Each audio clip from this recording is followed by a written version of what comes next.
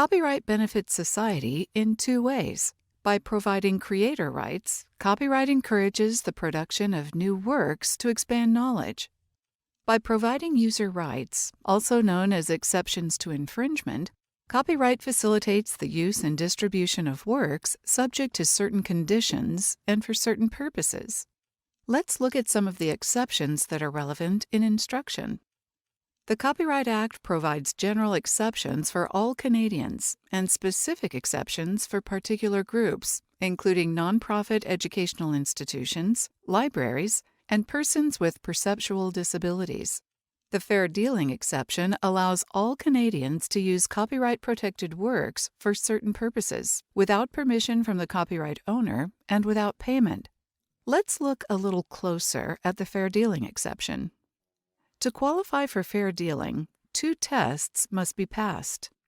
First, the dealing must be for one of the allowable purposes stated in the Copyright Act. These are research, private study, education, parody, satire, criticism, review, or news reporting. Use of a copyright-protected work for teaching will typically fall under the education or research and private study purposes and pass the first test. Second, the dealing must be fair. The Copyright Act does not define what is or what is not fair, but the Supreme Court of Canada has identified 6 factors that may be used to determine whether or not the dealing is fair. It has also made it clear that not all fair dealing factors will apply in all cases, and not all have to be determined to be fair in order for the overall dealing to be fair. The 6 factors are: 1. The purpose or goal of your use.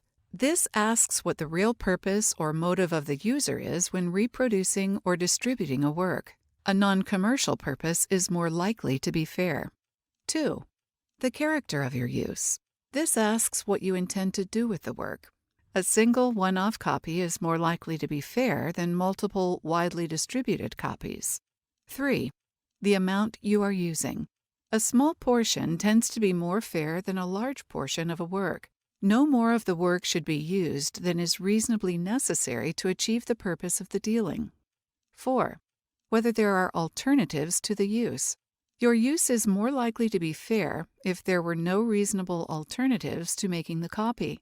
However, the availability of a license is not a factor in determining whether other alternatives should have been used instead. 5. The nature of the work being used. Copying works that are not confidential or were intended to be widely shared is more likely to be fair. 6. The effect on the market for the original work. Copying will tend to be fair if it has no detrimental impact on sales of the original. You can evaluate your intended use of copyright-protected materials with these tests. To make evaluation easier and consistent, many universities have adopted fair dealing policies or guidelines. Follow your institution's policies or guidelines. If you find you need to exceed the guidelines or need assistance understanding them, contact the person designated by your university to answer copyright questions, or check your institution's copyright guides. The Copyright Act also contains specific exceptions for nonprofit educational institutions. These exceptions are available to you as an educator under the authority of your institution. They are useful because they sometimes offer you more clarity and certainty than the general fair dealing exception, but each of these is subject to important additional conditions and limitations. Examples include reproducing a work for instruction, which allows you to reproduce a work or do any other necessary act in order to display it for the purpose of education or training on an institution's premises.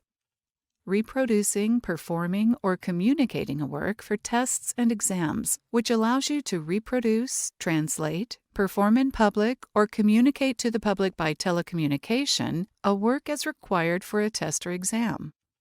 Performances by or for students, which allows for the live performance in public of sound recordings, audiovisual works, and lawfully received TV, radio, or Internet content, and works available freely through the Internet, which is a broad exception that allows you to reproduce, transmit, or perform works available freely through the Internet for educational or training purposes.